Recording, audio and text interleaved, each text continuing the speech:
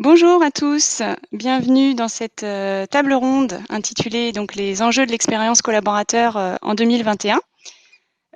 Écoutez, on va démarrer puisque je vois que vous êtes très nombreux déjà à nous avoir rejoints. Vous êtes plus de 200 inscrits à cette table ronde. On est ravis de vous accueillir. Donc je vous laisse arriver petit à petit. En attendant, et parce que je suis curieuse et puis que mes collègues ici présents sont aussi curieux, je vais vous inviter à inscrire simplement dans le chat peut-être la ville où vous êtes en ce moment pour qu'on voit un peu d'où viennent les uns et les autres.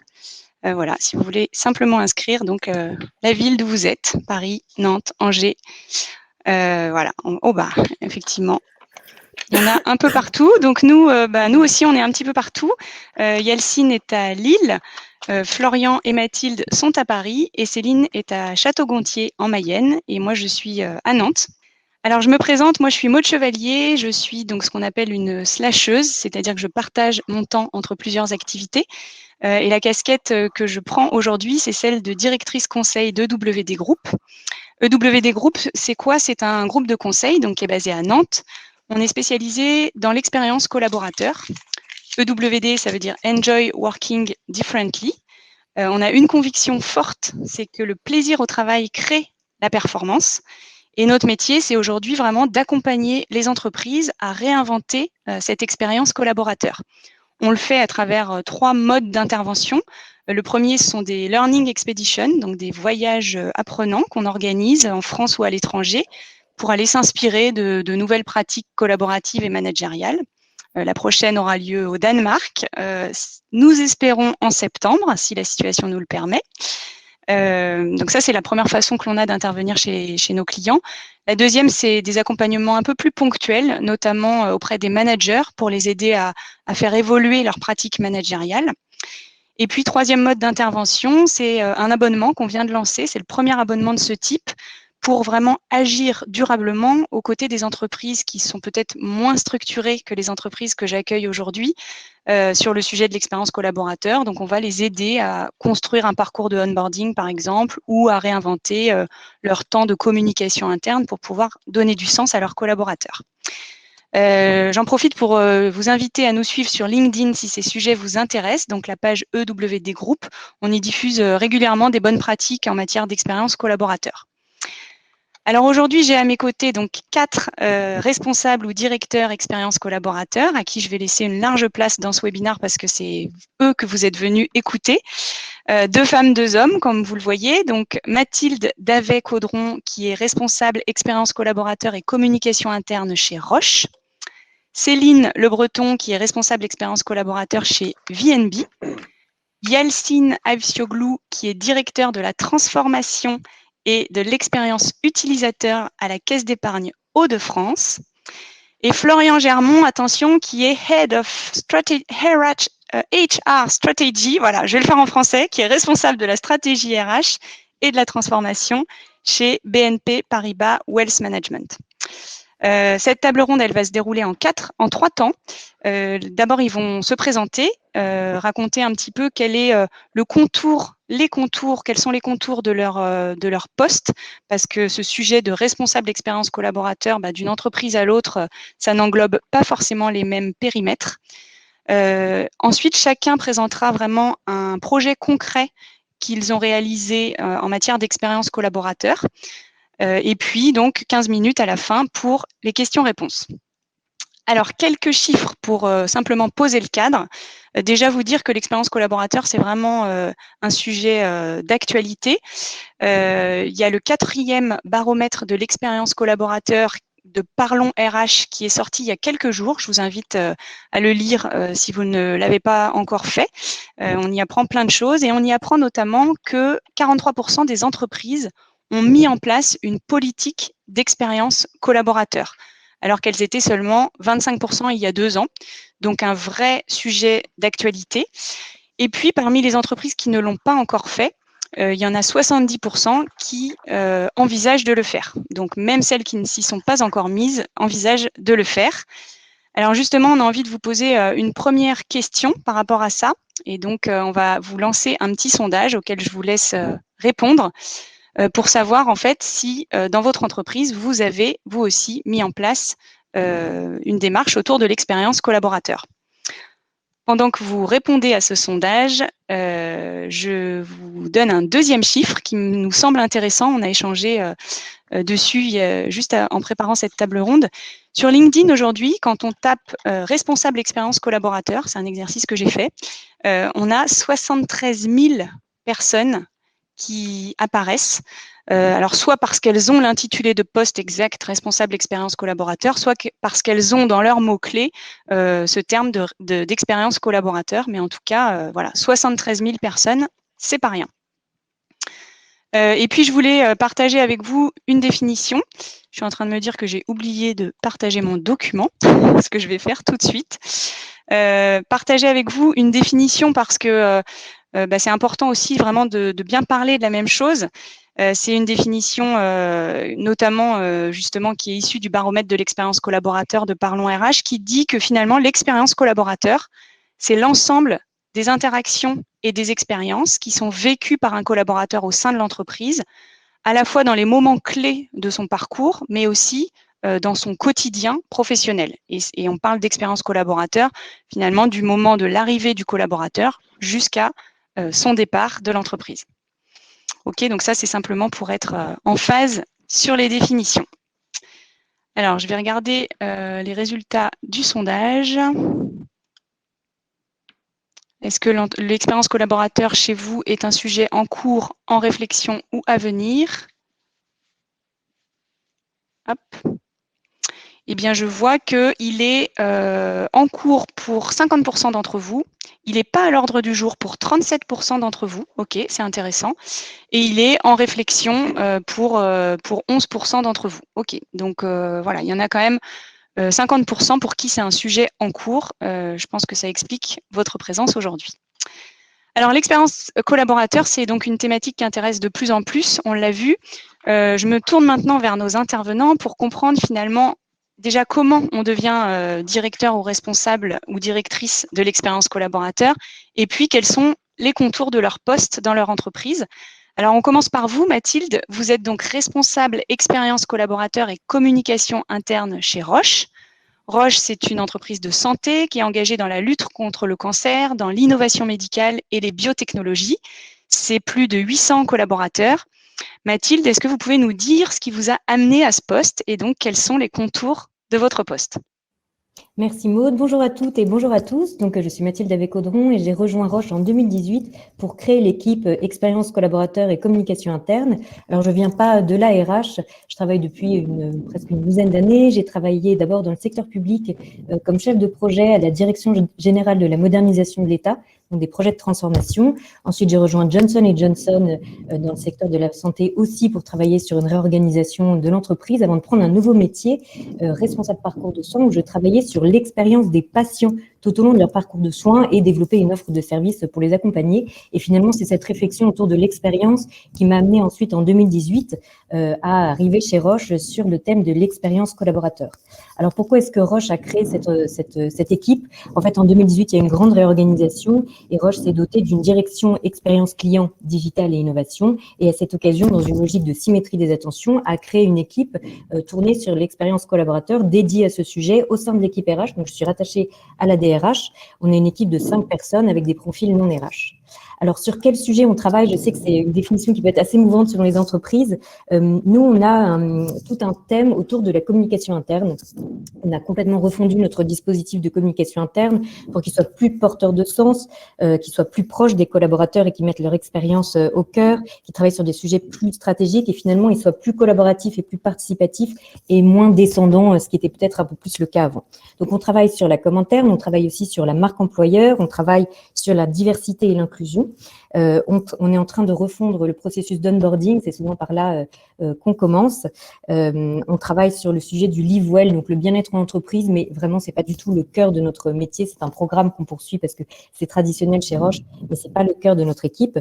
Et puis, on travaille sur la conception des nouveaux locaux et j'aurai l'occasion de vous en parler un peu plus tout à l'heure. Donc, finalement, on travaille sur des thèmes, des sujets qui sont recoupés sur les différentes dimensions de l'expérience collaborateur, aspirationnelle, la dimension relationnelle et la dimension plus physique à laquelle on s'attaque. Et notre objectif, c'est que chaque collaborateur chez Roche puisse travailler de manière fluide pour apporter sa pleine valeur ajoutée au service des patients. Super, merci beaucoup Mathilde. Je me tourne vers toi Yelcine maintenant. Alors toi, tu as une particularité puisque tu es à la fois responsable expérience client et collaborateur. Et ça, c'est une spécificité chez vous au sein donc de la Caisse d'épargne Hauts-de-France. Alors, je ne présente pas la Caisse d'épargne Hauts-de-France. Je vous rappelle simplement que c'est un périmètre de 3000 collaborateurs. C'est ça Yelcine, je crois. Est-ce que tu peux nous dire, pareil, ce que ça englobe au sein de la Caisse d'épargne Hauts-de-France? Super, merci Mathilde, merci Marion. Effectivement, c'est 3000 collaborateurs. On a voulu à la Caisse d'épargne Hauts-de-France ne pas dissocier l'expérience client de l'expérience collaborateur. Et on n'a pas voulu aussi mettre une connotation soit business sur l'expérience client ou soit RH ou uniquement RH sur l'expérience collaborateur. En fait, moi, dans mon parcours, j'ai été banquier dans le réseau. Donc, j'ai accompagné des clients, j'ai accompagné aussi des conseillers qui accompagnaient leurs clients. Et donc, j'ai une bonne vision des parcours clients et des parcours collaborateurs. Et dans l'entreprise, on s'est dit, en fait, on est souvent axé sur l'expérience client et pas seulement, et pas tout le temps sur l'expérience collaborateur. Et l'expérience collaborateur, telle que nous, on a pu la vivre au sein de la Caisse d'épargne de France, ce n'est pas une expérience que RH, ce n'est pas simplement un avenant, une mutation, une promotion, un accompagnement salarial ou une prime ou une formation, c'est bien plus que ça. Et d'ailleurs, Mathilde parlait de onboarding. Nous, effectivement, on travaille en méthode projet sur tout cet aspect-là d'expérience client et collaborateur. Et par exemple, nous, l'onboarding, c'est vraiment, ça démarre, l'expérience collaborateur va démarrer à la signature de sa promesse d'embauche. Pour nous, l'expérience collaborateur démarre ici jusqu'à vraiment le offboarding. Alors effectivement, c'est pas que RH parce que on a vraiment un prisme qui est usage, qui est outil. Et comment on est venu en fait à l'expérience client et collaborateur? Tout simplement parce qu'en fait, on avait enclenché un gros parcours de transformation digitale dans l'entreprise, mais également dans le groupe BPCE. Cette transformation digitale, elle est plutôt maintenant inside, elle est acceptée. Alors, il y a toujours de la transfo digitale, il y a toujours de la culture et de la culturation digitale, mais elle est globalement réalisée et aboutie. Et aujourd'hui, on est plutôt dans un prisme d'expérience client et d'expérience collaborateur. Et on a bâti à la Caisse d'épargne de France tout un parcours qui vient alimenter en méthode de projet cette expérience client, cette expérience collaborateur, avec toutes les parties prenantes, la data, la RH, la méthode de projet, les business units. Et vraiment, on a ce prisme-là de ne pas dissocier l'expérience client des collaborateurs parce qu'elle a un effet qui est durable dans le temps, parce que quand on travaille son expérience collaborateur, on a un impact sur son expérience client. D'où le fait de vraiment regrouper les deux notions d'expérience au même endroit.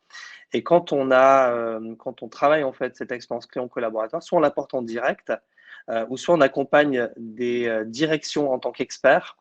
Ça peut être la direction de la RH, ça peut être la direction du business, ça peut être la direction de l'environnement de travail également.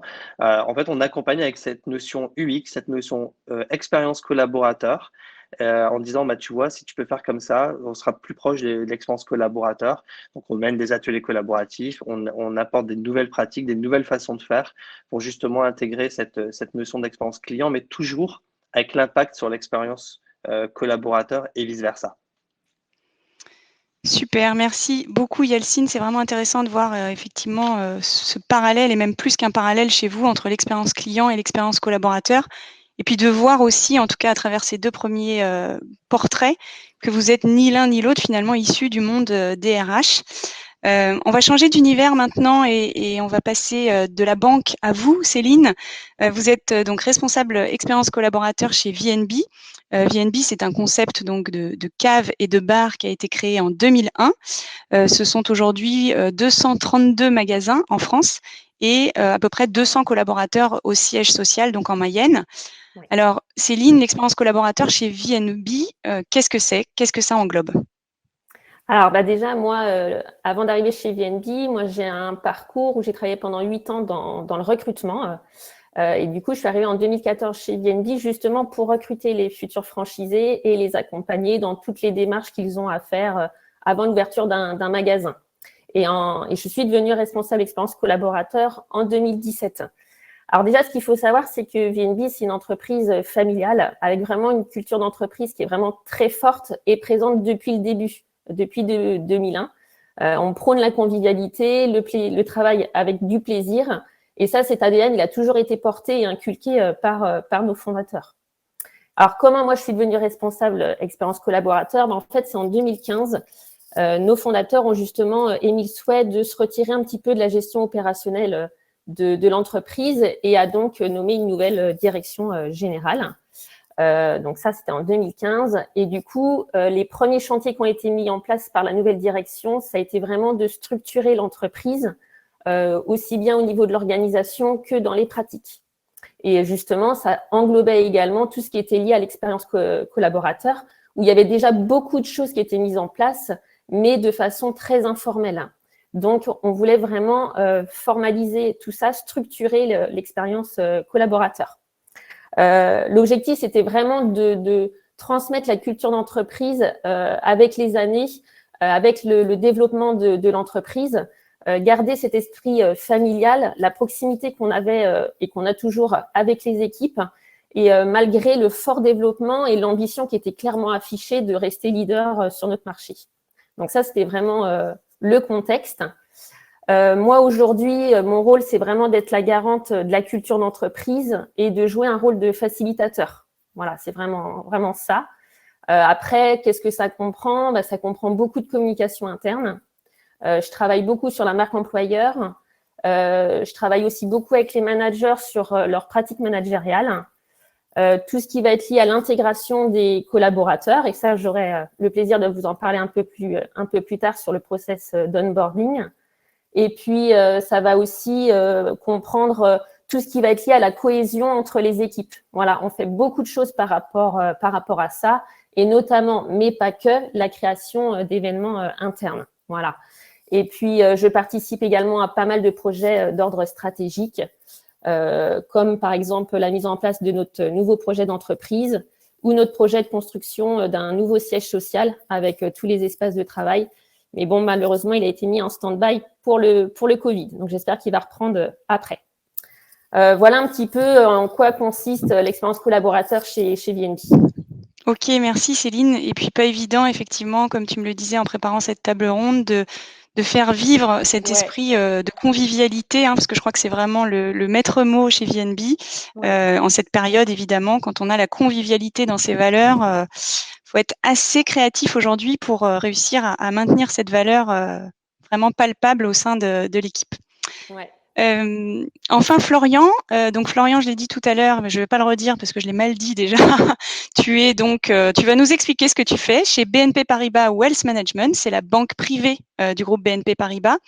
BNP Paribas Wealth Management, ce sont 6800 collaborateurs. Alors, explique-nous ce qu'il y a derrière ce fameux titre de HR Strategy and People Transformation. J'ai réussi. Super, bravo. Bonjour à toutes et tous. Ravi d'être avec vous aujourd'hui.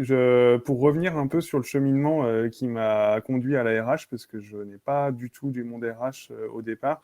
Je pense, et répondre à ta question, Maud, c'est on arrive à de l'employé expérience par conviction qu'on doit aussi, on peut faire autrement, travailler autrement et faire bouger les lignes. Donc moi, c'est avec ce tempérament-là et une expérience assez riche au niveau de la banque privée au préalable, de bien bonnes connaissances du métier, comme Yalcine a aussi pu l'évoquer, pour arriver ensuite dans un département RH où j'ai pu amener des compétences projet.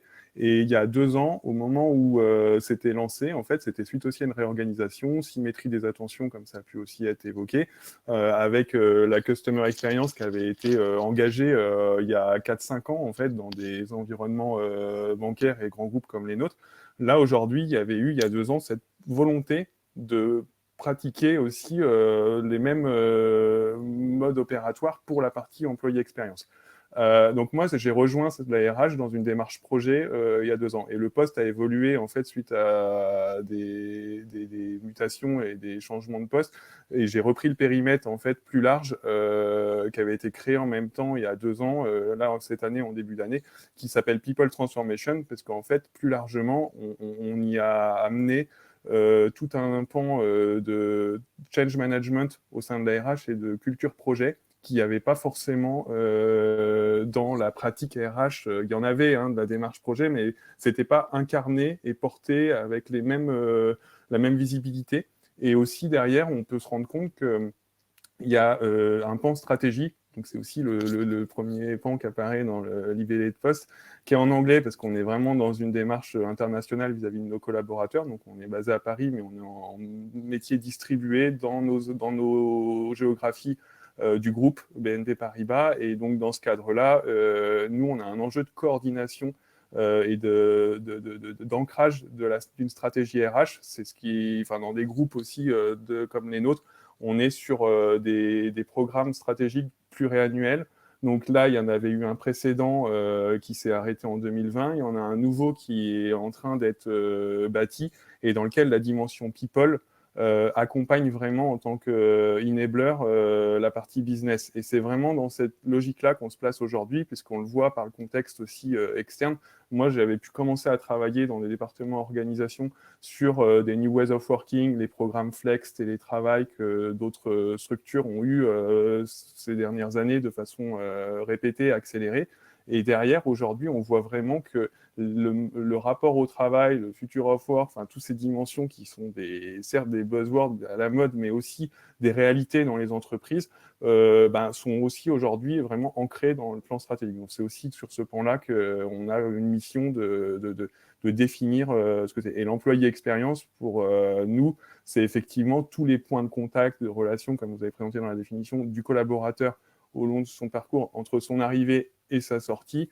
Et donc, on a effectivement dans nos projets, de façon assez large et non exhaustive, des sujets d'onboarding digital, parce que c'est aussi bien adapté au contexte qu'on traverse actuellement. On a des sujets de raison d'être sur lesquels je vais revenir par la suite, et aussi des sujets de culture, comme ça a pu être évoqué par mes collègues. Voilà. Super, merci Florian. Alors c'est vrai qu'on voit à travers vos témoignages que l'expérience collaborateur, c'est très large. C'est plus que les corbeilles de fruits et les baby-foot, c'est bien plus que ça. Et d'ailleurs, aucun d'entre vous n'en a parlé. C'est aussi pour ça d'ailleurs que vous êtes là aujourd'hui. C'est vrai que moi, pour préparer cette table ronde, j'ai appelé plusieurs personnes et je trouvais intéressant vos approches de l'expérience collaborateur qui permettent vraiment de prendre de la hauteur. On a vraiment cette notion de sens, de raison d'être.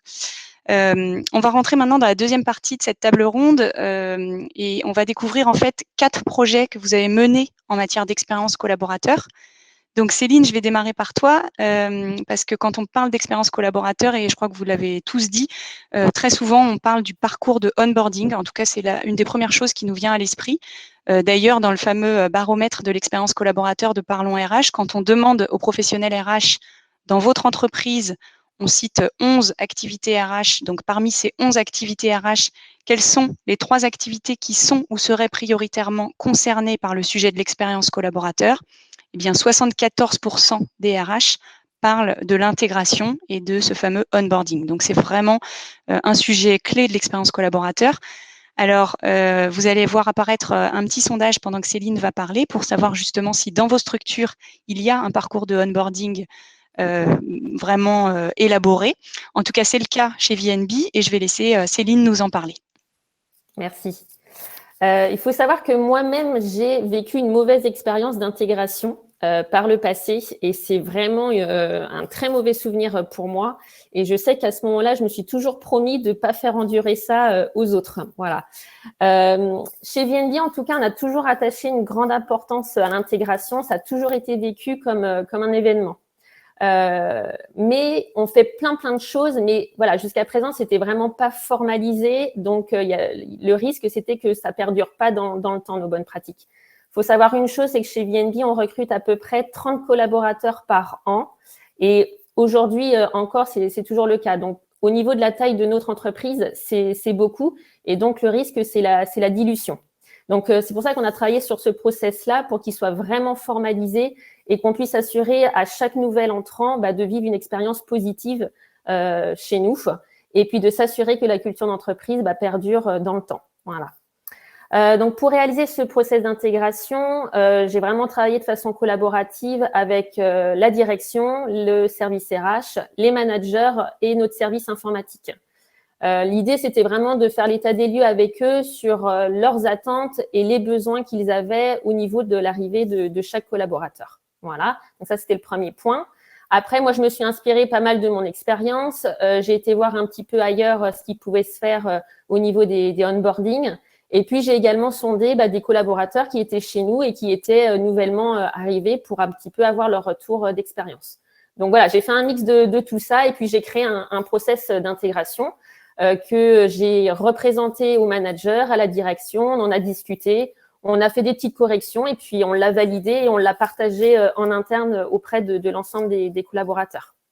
Donc, ce process, il a 4 phases.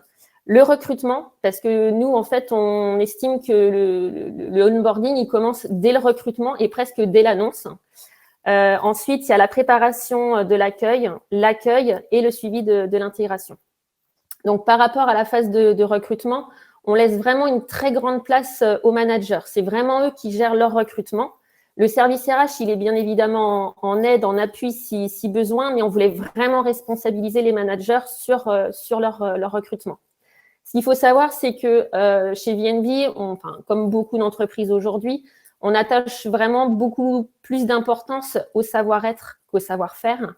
Donc, du coup, un manager qui recrute va forcément présenter le candidat sélectionné ou les 2 derniers pressentis à l'équipe avec qui il va travailler. Voilà, pour nous, c'était important que le candidat validé soit choisi par son manager et surtout par l'équipe avec qui il va travailler.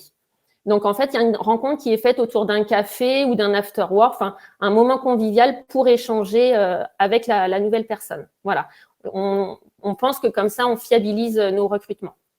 Et il y a un autre point, on essaye aussi de caler en fait les dates d'intégration en début de mois ou en milieu de mois pour essayer de créer un phénomène de promo de nouveaux arrivants. Voilà, quelqu'un qui arrive chez nous, il sait qu'il va pas être tout seul. Il y aura d'autres personnes aussi comme lui qui vont vivre la même chose. Et ça, c'est important à nos yeux. Ensuite, pour la préparation de l'accueil, déjà, on communique en interne. Tous les collaborateurs de l'entreprise savent qui va arriver dans les semaines à venir. Voilà, comme ça permet aussi de tenir au courant tout le monde. Le manager choisit un parrain ou une marraine. Donc là, ça va vraiment le rôle de jouer le référent en fait dans tous les moments collectifs où ça peut être un peu impressionnant et puis surtout de transmettre de façon informelle tous les usages de l'entreprise. Et le manager aussi va s'assurer en amont que tout est prêt pour recevoir la nouvelle personne.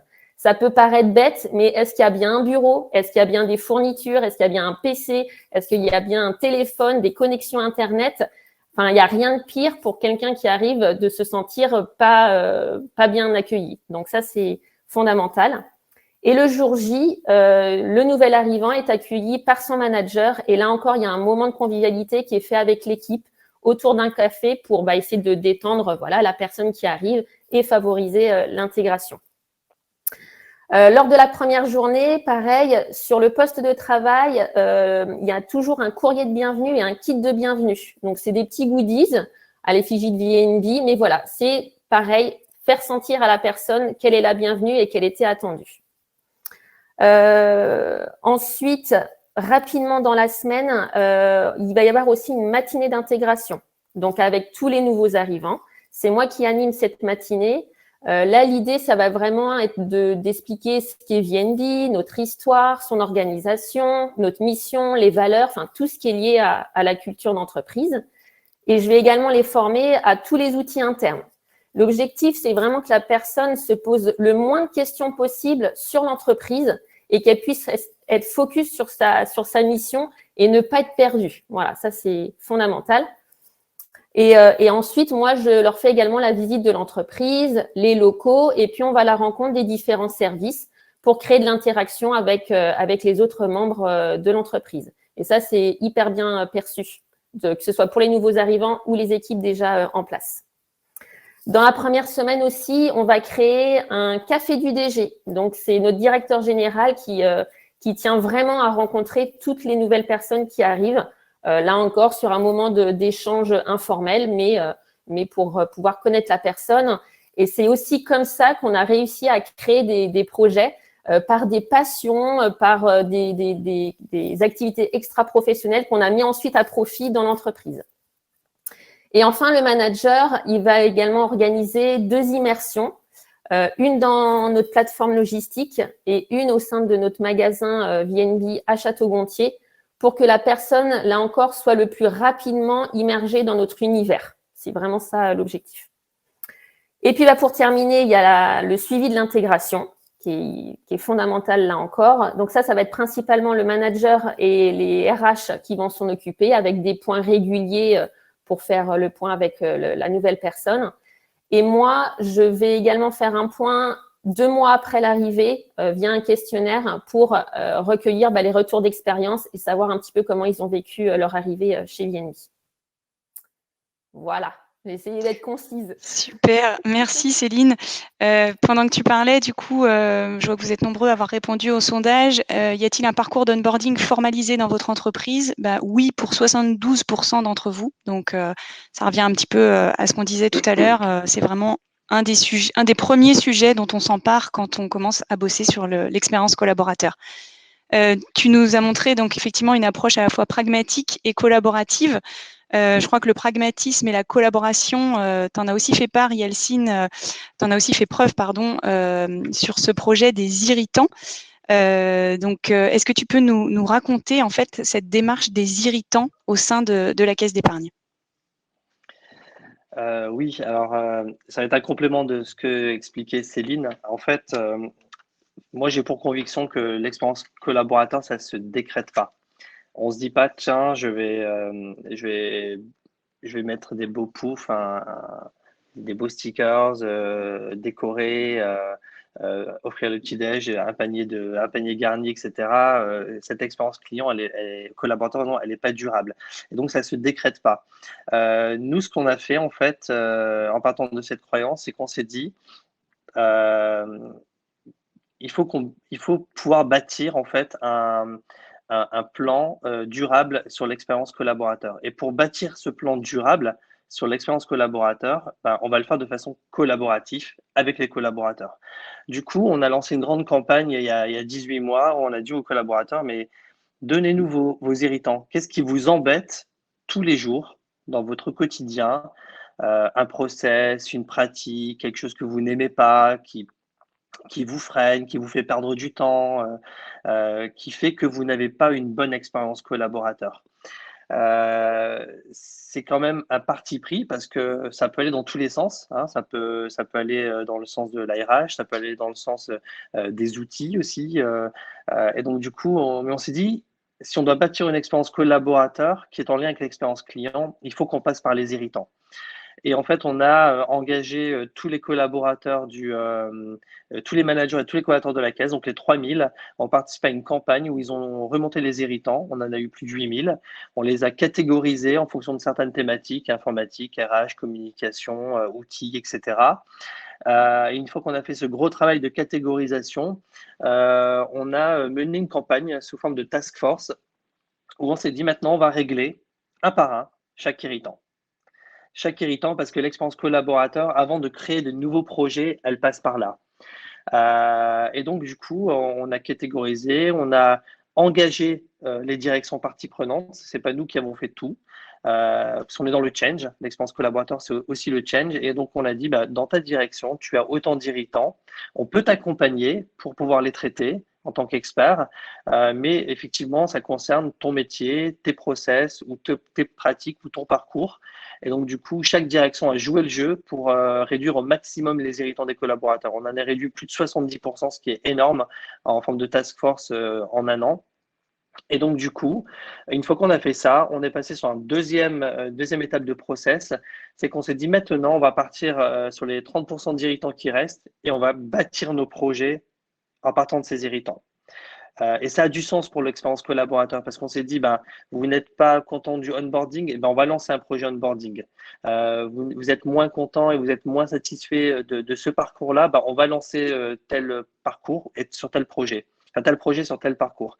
Là, c'était du papier, on va essayer de digitaliser avec un nouvel outil. Et hop, on lance un nouveau projet. Et là, on est en train, ça va nous prendre maintenant 2 ans ou 3 ans, mais on est en train de travailler ces 30% d'irritants qui sont plus long terme, mais qu'on a intégrés en méthode projet. Et ces projets-là, j'ai la grande chance dans mon entreprise, dans le plan stratégique, où on a une quinzaine de projets, d'avoir 2 projets qui ont été axés sur mon domaine. C'est un projet qui s'appelle Expérience client et collaborateur. Et donc, on a la chance de pouvoir lancer plein de projets dans cette thématique du plan stratégique et c'est génial. Et le deuxième, c'est vraiment un projet qu'on a appelé Task Force Irritant, qui a presque maintenant qui a à la fois vu le jour et qui s'est terminé, mais qui nous a permis vraiment d'enclencher cette dynamique de l'expérience collaborateur. Ensuite, l'expérience collaborateur, c'est aussi à travers les irritants, on a inclus tous les collaborateurs. On a fait des ateliers collaboratifs avec eux, on a parlé de pratiques, on a parlé d'usage, on a fait des tables rondes, on a mis en place des techniques de facilitation. Aussi, on a accompagné les directions expertes en disant sur tel irritant, tu peux utiliser telle nouvelle pratique. En fait, on a apporté de l'open innovation à la méthodologie pour nourrir l'expérience collaborateur. Et on est en train, dans chaque projet qu'on a lancé, et on est en train de le faire aussi, on est en train d'essayer, c'est pas simple, mais on est en train de le faire, de mesurer l'impact que peut avoir l'expérience collaborateur sur l'expérience client. On arrive aussi maintenant à une troisième étape, c'est qu'en fait, on est en train de se dire l'expérience client, c'est bien, mais essayons aussi d'aller plus loin en faisant jouer l'émotion collaborateur, l'émotion client et l'interaction entre l'appartenance à son entreprise et l'impact qu'on peut avoir en tant qu'expérience émotion collaborateur sur l'expérience et l'émotion client. Super, merci Yelcine. Bravo en plus d'avoir résolu finalement 70% déjà des irritants de vos collaborateurs, c'est pas rien. Et en préparant la table ronde, tu me disais que en fait la catégorie où il y en avait le plus, c'était tout ce qui était process, procédure, outils. C'est ça, hein, c'est vraiment le sujet qui irritait exact. En fait, le on plus. s'attendait à voir des sujets type RH, formation, évolution, mutation, etc. Mais comme quoi, il faut jamais décréter l'expérience collaborateur, il faut la co-construire. En fait, c'est le réseau, les lenteurs, les process, les parcours, fluidifier. Avant de créer des nouveaux projets, fluidifier et simplifier déjà mes parcours, mes pratiques et mes usages actuels. C'était vraiment ça le socle des irritants, en fait. Ok, je vous invite, vous qui nous regardez là, à répondre du coup aux questions au fur et à mesure, au sondage, pardon, au fur et à mesure que vous les voyez apparaître. Donc sur le onboarding, on l'a déjà vu. On vous en a mis un autre justement pour savoir si vous aviez mis en place, vous, dans votre structure, une démarche pour identifier les irritants. Je vois que vous êtes en train d'y répondre, mais globalement, c'est plutôt non. Donc cette démarche, elle est assez originale. On la connaît plus peut-être pour le côté parcours client, mais je trouve qu'elle est hyper intéressante aussi à adapter justement au parcours collaborateur, d'aller déjà détecter les irritants. Merci Yelcine. On passe à toi Florian. Donc Florian, le projet dont tu vas nous parler, toi, c'est plutôt un peu de prise de hauteur, j'allais dire, puisque vous avez mené au sein de BNP Paribas Wealth Management un travail sur la raison d'être et ce que vous appelez chez vous le purpose, puisque tout est en anglais. Donc là aussi, on est sur un terme anglais. Tu peux nous en dire un petit peu plus ? Oui, tout à fait. Alors, effectivement, dans la notion d'expérience collaborateur, dans les mesures, il y a une notion d'engagement qu'on retrouve très souvent, et il y a une notion, pour avoir de l'engagement, il faut y trouver une notion de sens. Et derrière cette notion de sens, il y a beaucoup de travaux qui ont été faits dans différentes entités, autant chez nous, dans le groupe, que chez des concurrents et dans d'autres secteurs, sur les raisons d'être ces dernières années. Donc, c'était lié aussi notamment à la loi Pacte, mais pas que, pour les entreprises à mission. Et nous, ça va plus loin. Globalement, on est vraiment dans une logique où il fallait, pour reconnecter, c'est un projet qu'on a mené en transversal entre le marketing client, pour que cette raison d'être serve à la fois, et la RH, pour qu'elle serve autant nos clients externes que nos collaborateurs. Donc cette raison d'être, elle a été définie sur un travail collaboratif au cours de transversal dans l'entreprise. On en a fait un vrai projet d'entreprise au travers du temps. Ça a commencé fin 2018, début 2019. On s'est fait accompagner là-dessus d'une agence d'innovation pour pouvoir aussi, avec des compétences qu'on ne trouve pas forcément en entreprise, qui étaient assez originales et variées, de type sémiologiste, pour travailler sur les mots, puisque dans une raison d'être, le poids des mots et des émotions qui vont y transparaître ont leur importance. On a pu travailler aussi avec des ethnologues qui faisaient partie de cette agence. Et finalement, il y a un travail d'inspiration. Ça commence un peu comme un travail de design thinking ou autre. Il faut qu'on soit inspiré sur ce qui se passe à l'extérieur, les tendances. Qu'est-ce qu'on veut, nous, raconter comme histoire pour commune, partagée, ressentie au niveau d'une raison d'être. Donc, il y a bien une notion aussi de storytelling dans ces travaux, hein, et on l'a fait avec un collectif de talents qu'on a défini dans toutes nos géographies. On a fait, c'était un peu le début, on va dire, du travail en mode communautaire sur un métier justement distribué comme le nôtre en géographie, et qui a commencé à faire des émules pour les projets qu'on suivit derrière. C'est-à-dire que, en fait, ce que j'ai entendu aussi dans ce que pouvait dire Yalcine à l'instant dans son témoignage, c'est que dans nos pratiques et nos projets, il y a beaucoup de notions que vous entendez, qu'on développe, qui tournent autour de l'agile. Et en fait, ce qui se passe, c'est qu'au fur et à mesure, dans la façon de mener nos projets en employé expérience, on accompagne aussi nos entreprises qui sont quand même de plus en plus en train d'adopter, et nos collaborateurs, du mode agile et des pratiques agiles. Et donc, sur cette raison d'être, ce qui s'est passé, c'est que au bout de plusieurs mois en itération, vu qu'on était sur un mode communautaire, bottom-up, on remonte auprès de nos managers, il y a eu des phases d'échange, de validation. Donc, c'est aussi une valorisation de nos collaborateurs dans la façon de pouvoir avoir voix au chapitre, pouvoir défendre des idées, des arguments, et sont sélectionnés ensuite par notre senior management, mais qui reviennent aussi auprès des collaborateurs. Et il y a vraiment eu un sentiment de proximité aussi au travers de ce projet entre les niveaux hiérarchiques et la task force qui était composée. Et ça, c'était finalement aussi une façon de décrire qu'au sein même d'un projet, employé expérience, faut qu'il incarne lui-même aussi des principes et des valeurs d'employé expérience, au sens où le collaborateur est fier aussi de travailler sur ce sujet-là. Et comme on est dans des logiques de change, de conduite du changement, finalement, il y a 10%. Quand on adresse un collectif de 120, centaines de personnes, on commence aussi à rentrer dans les notions de boule de neige, d'effet boule de neige, 10% qui sont déjà convaincus, engagés pour les 90% du reste de l'organisation. Et comme on dit, sur des organisations d'une certaine taille, il faut déjà une dizaine de pourcents de personnes à bord pour faire ensuite être même des ambassadeurs et porter le message. Et donc cette raison d'être, une fois qu'elle a été définie fin 2019 en itération, elle a ensuite fait l'objet d'un lancement, d'un film corporate d'1 minute, comme beaucoup de raisons d'être aujourd'hui affichées. Et il faut l'incarner. Une fois qu'elle est sortie, c'est pas que simplement l'avoir sortie, il faut l'incarner. Et là, aujourd'hui, on rentre dans une logique aussi de travail sur la culture. C'est un deuxième projet dans le projet, sur la façon de l'incarner, de la porter, de la ressentir, parce qu'au-delà de la vision qu'elle amène, et c'est important, c'est nécessaire, il faut ensuite qu'elle soit déclinable dans nos objectifs collectifs, d'équipe, objectifs individuels, et même avant ça, dans la vision et les plans stratégiques. Donc ça fait l'objet d'une démarche en cours aussi actuelle, où on vient travailler sur les comportements, parce que quand on parle de culture, pour porter une raison d'être, on parle de culture, et une culture, c'est beaucoup de choses. On prend l'image d'un iceberg, de ressenti. Il n'y a pas que la phase immergée, il y a la phase émergée, et il y a toute la phase immergée qui finalement vient porter sur des façons de commencer une réunion, des façons de tout ce qui est non dit. Et c'est ce qui est en train d'être travaillé, et c'est passionnant aussi parce qu'on touche à des sujets de sciences comportementales qui aujourd'hui viennent de plus en plus nous aider aussi sur ces domaines-là. Et on est toujours dans cette logique de collectif, de communauté. Et c'est une conviction assez forte sur les dernières années, c'est que finalement, un projet aujourd'hui, pour qu'il soit porté, accepté, incarné, il y a vraiment cette logique de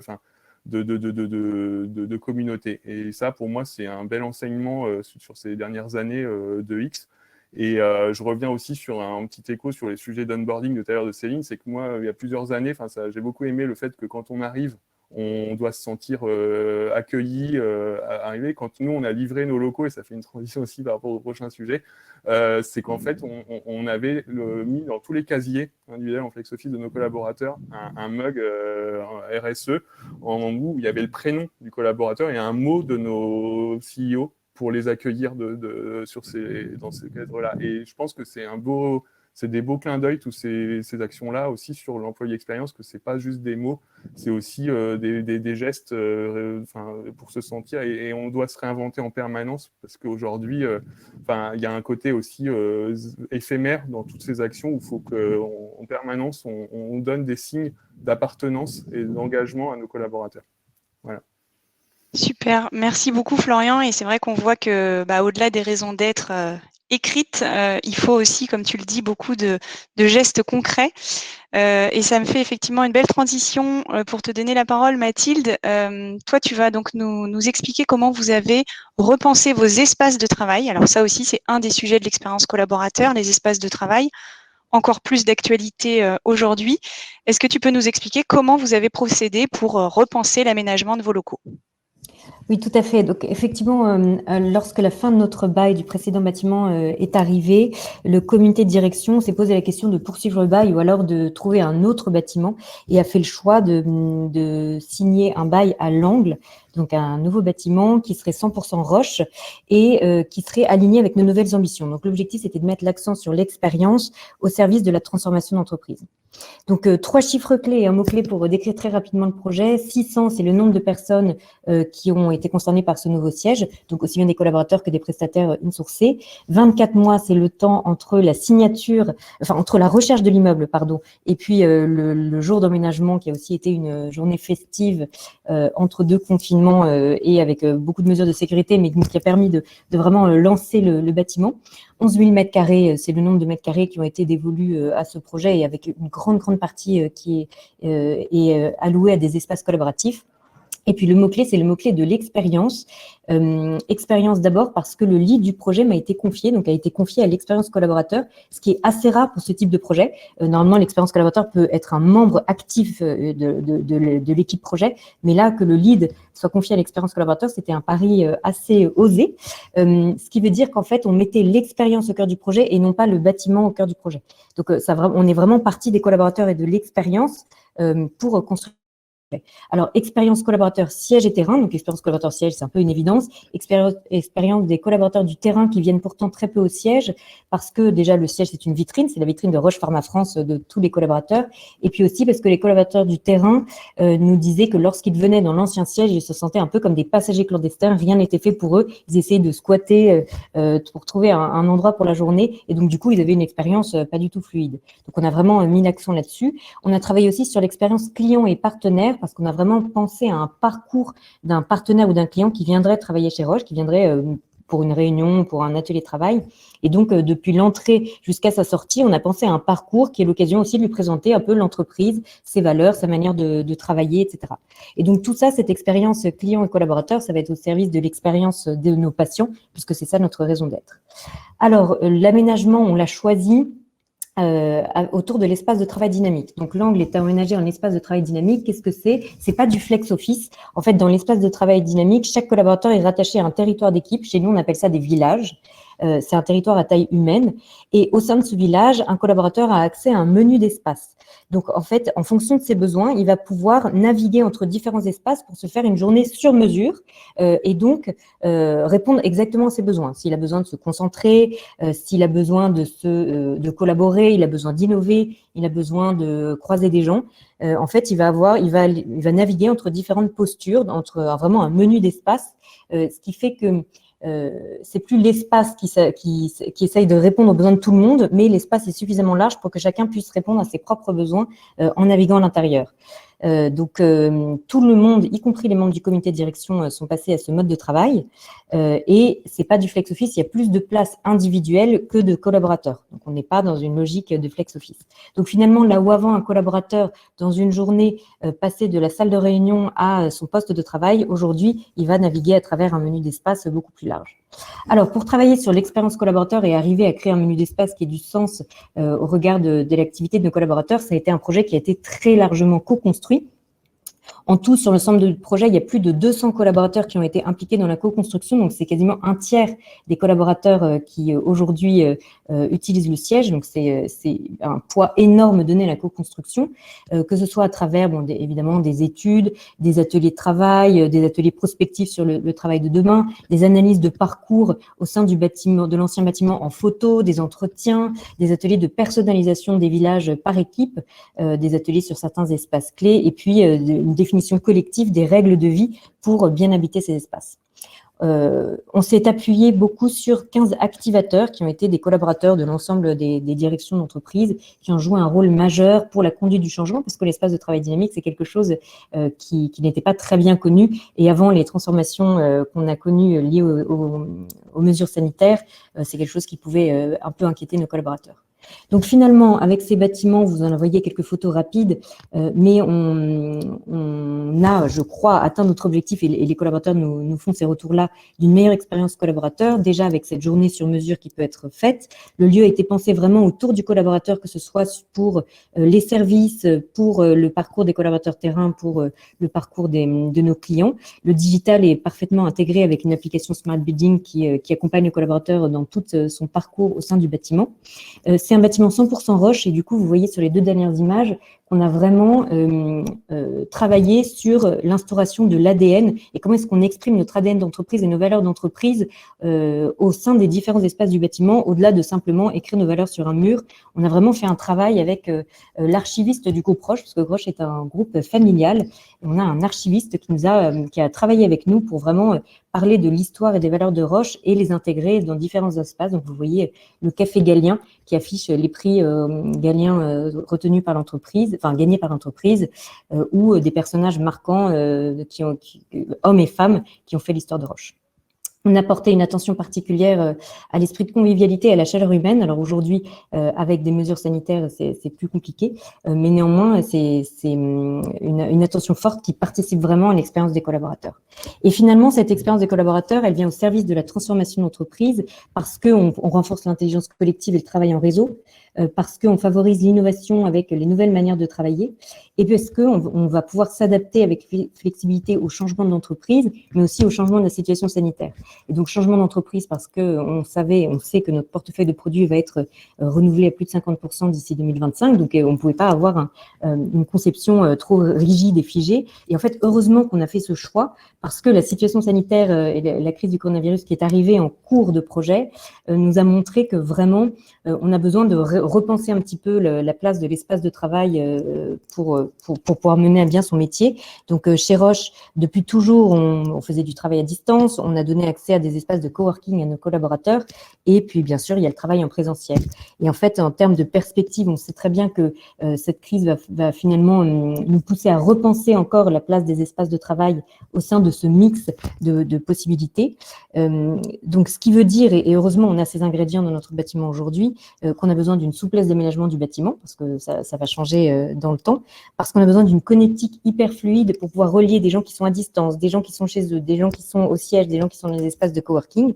Et puis surtout, on a besoin d'un siège qui donne aux collaborateurs envie de venir, envie de se sentir chez Roche et de se sentir chez eux pour qu'ils puissent avoir justement envie de venir, alors qu'il y a tant de possibilités de travailler à distance aujourd'hui.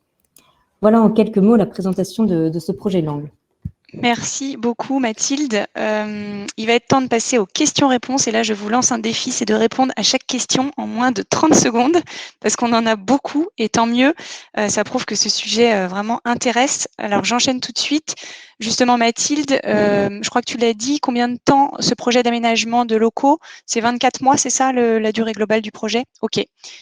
Deuxième question. Y compris temps Covid. D'accord, ok. Deuxième question sur le onboarding, peut-être plus pour toi Céline, mais sentez-vous libre d'y répondre chacun. Comment onboarder alors qu'on est en télétravail? Est-ce que vous avez procédé par une sorte de kit qui aurait pu être envoyé au domicile? Est-ce que vous avez des retours d'expérience sur ce sujet du onboarding en ce moment en télétravail? Alors, nous, pour notre part, même s'il y a du télétravail, il y a forcément un moment où il y a l'arrivée sur site en entreprise. Donc, le kit n'a pas été envoyé à domicile, mais a été forcément toujours transmis en main propre. Par contre, oui, les matinées d'intégration dont je vous ai parlé tout à l'heure, j'en ai fait plusieurs en visio. J'appréhendais d'ailleurs énormément parce que cette proximité, la convivialité par écran interposé, c'est pas simple, mais ça s'est plutôt bien passé, avec des très bons retours. Ok, d'autres témoignages? Ouais. Ouais, je veux bien faire un petit complément là-dessus parce qu'on est en train de lancer un digital onboarding, nous, pour notre part, pour que ça soit vraiment distribuable, accessible de partout. Et on pense à un système de parrainage, c'est-à-dire que vraiment, il y ait un mentoring, enfin une sorte de mentoring qui se mette en place quand on arrive. Là, il y ait quelqu'un avec qui on peut échanger, identifier un point de contact, surtout dans des organisations assez grosses, qui n'appartiennent pas à l'équipe, mais un système de buddy qu'on met en place, quoi. Ok, super. Concernant le onboarding, j'ai une question intéressante aussi. Qu'est-ce que vous faites pour les réintégrations? Est-ce que vous proposez un onboarding aux femmes, par exemple, qui reviennent de congé maternité ou de congé parental, quand on sait que beaucoup de femmes, effectivement, quittent leur entreprise quelques mois après leur retour de congé mat? Est-ce qu'il y a quelque chose de prévu dans vos entreprises pour ça? Alors, pour nous, pour notre part, oui. Alors, c'est pas formalisé non plus, mais ça va surtout être au niveau des services concernés. Oui, il va y avoir des moments pareils, le petit-déj qui va être là, les cadeaux qui vont être offerts pour les bébés ou pour la maman.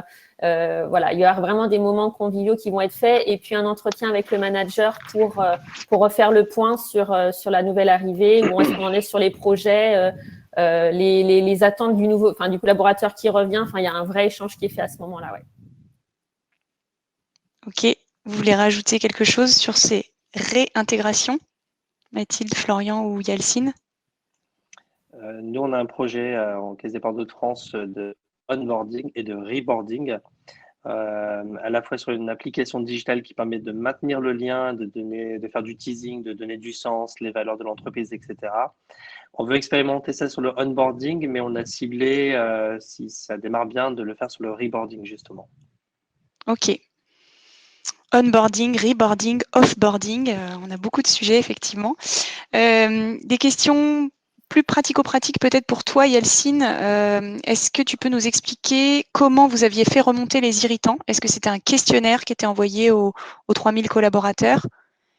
Et puis, comment vous avez mesuré l'écart concernant la diminution des irritants? Ouais, très bonne question. J'ai vraiment 30 secondes pour ça. En fait, du coup, on a mandaté chaque directeur et chaque manager, pardon, lors d'un brief équipe, de faire remonter à travers un outil de collecte des irritants. Nous, on a collecté les irritants et on leur a demandé d'essayer au maximum de les classifier par des thématiques. Ça nous a déjà aidé. Donc, on a fait une collecte à travers un outil qui le permettait. Ce qui a été le plus compliqué, c'est d'avoir 8000 irritants et de pouvoir des fois tout lire, parce qu'on est quand même sur du verbatim et du commentaire. Et là, on a fait appel à une intelligence artificielle qui permettait aussi de lire les commentaires et de nous classifier tous ces irritants.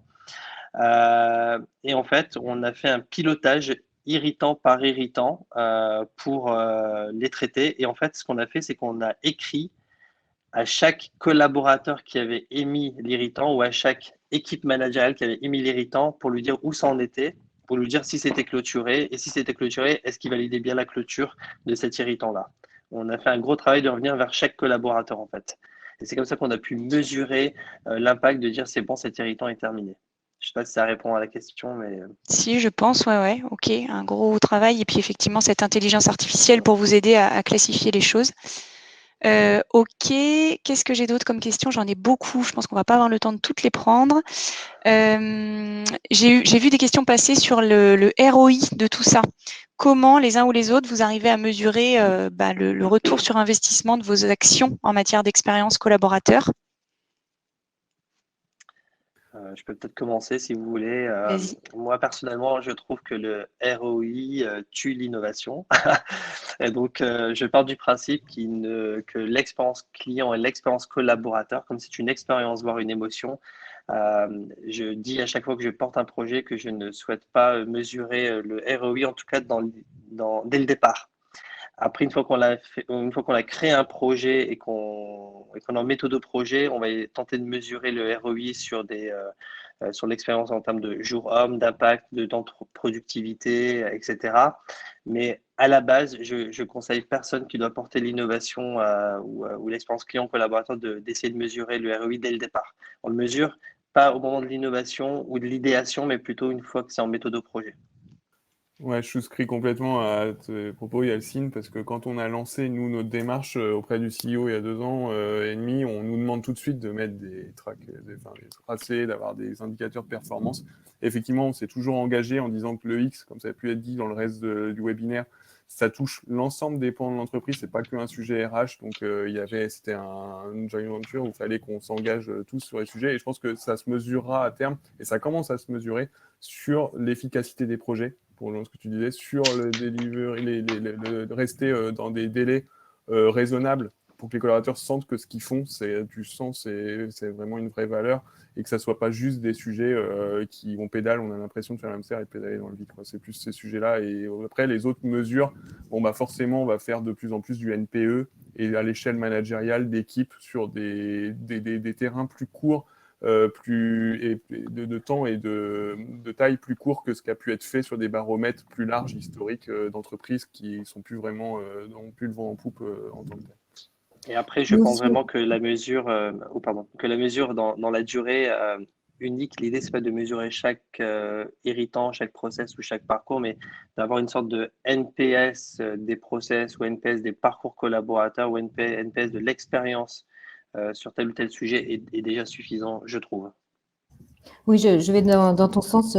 Nous aussi, notre objectif, c'est de mesurer l'engagement et l'attractivité. C'est pour ça qu'on travaille sur ces sujets. Et donc, on mesure le NPS ainsi qu'un certain nombre d'autres indicateurs de manière régulière, tous les 6 mois à peu près, avec bien sûr beaucoup d'humilité, parce que nos projets ne sont pas les seuls à contribuer au NPS, et bien sûr tout le fonctionnement de l'entreprise. Ok, donc c'est une démarche plus globale, effectivement. Allez, je prends une dernière question parce que je vois qu'il est 13h05. Pourquoi faire se terminer l'expérience collaborateur au départ de l'entreprise? On a Vincent qui nous dit que, d'après lui, d'après son expérience, c'est un peu une bêtise. Qu'est-ce que vous en pensez? Pourquoi finalement, et on s'arrête au départ de l'entreprise? Et peut-être, est-ce que vous avez en place dans vos entreprises des fameuses communautés d'anciens, par exemple? Qui est-ce qui veut répondre là-dessus? C'est pas un sujet. Je peux donner quelques éléments de réponse. Alors, j'ai envie de dire que, alors moi, je crois en ce qui est dit, c'est-à-dire que quand on quitte une entreprise contractuellement parlant, je vais dire ça comme ça ne veut pas dire qu'on l'a quitté en termes d'émotion ou de cœur. Ceci dit, avant d'enclencher l'expérience collaborateur post-fin de contrat, je pense qu'il faut qu'on arrive à avoir l'enjeu, c'est comme la transfo digitale, avoir l'enjeu sur l'onboarding, le reboarding, l'expérience tout au long du contrat. Et après, on pourra aller chercher, une fois qu'on sera en maîtrise de ça, on pourra aller chercher l'étape numéro 2 ou 3 de l'expérience post-contrat, qui peut être, et nous on a déjà anticipé dans notre direction, mais sans trop en parler autour de nous, mais qui peut être autour du coaching, autour du mentoring, etc. Donc ça peut être aussi ces sujets-là, parce qu'on a souvent dit, toute une lumière qui part avec le collaborateur parce que tout un pan de savoir, etc. Mais pour pas se disperser, il faut aller par l'eau. Et si on a réussi déjà le onboarding et l'expérience collaborateur, déjà contractuellement parlant, je pense que c'est déjà pas mal. Ouais, je suis tout à fait d'accord aussi. On se rend compte par contre sur des métiers de plus en plus techniques, recherchés, en rareté aussi dans nos environnements, que finalement cet effet, on sort mais on n'est pas vraiment sorti, on peut revenir, se mesure vraiment pleinement. Et c'était déjà le cas sur des activités où finalement l'écosystème est assez de taille accessible, comme l'activité banque privée, mais aujourd'hui on le retrouve pour des banquiers privés, ça se mesure, mais ça se mesurait aussi, il y en a qui peuvent revenir plusieurs années après, on le mesure sur des responsables digitaux, on le mesure sur des responsables data et autres, parce que c'est des profils encore assez rares dans nos organisations qui se développent, mais sur lesquels on a cet effet reboarding qu'on évoquait tout à l'heure. Ok, merci beaucoup. Je crois qu'on va s'arrêter là, malheureusement, même s'il y a encore des questions qui apparaissent. Je crois pouvoir m'avancer en disant que nos 4 intervenants sont à votre dispo pour échanger sur ces sujets-là, hein, que ce soit sur LinkedIn, par exemple. Si vous avez des questions spécifiques à leur poser, n'hésitez pas. Moi, la densité de cette table ronde me fait dire que on va en organiser d'autres. On va peut-être séquencer justement les sujets et pourquoi pas une table ronde spécifique sur l'onboarding, sur les locaux. Merci en tout cas à vous 4 pour ces interventions. Votre regard a été vraiment, je pense, particulièrement apprécié. Cette table ronde, c'était vraiment pour nous la première d'une série, comme je vous le disais. Donc, n'hésitez pas voilà, à nous suivre sur LinkedIn pour avoir les dates et les sujets des prochaines. Et on retrouvera peut-être et sans doute Céline, Mathilde, Florian et Yalcine à Lille pour nos prochaines tables rondes. Donc, merci beaucoup à vous 4 et merci à vous tous participants pour vos questions. À très bientôt. Bon appétit.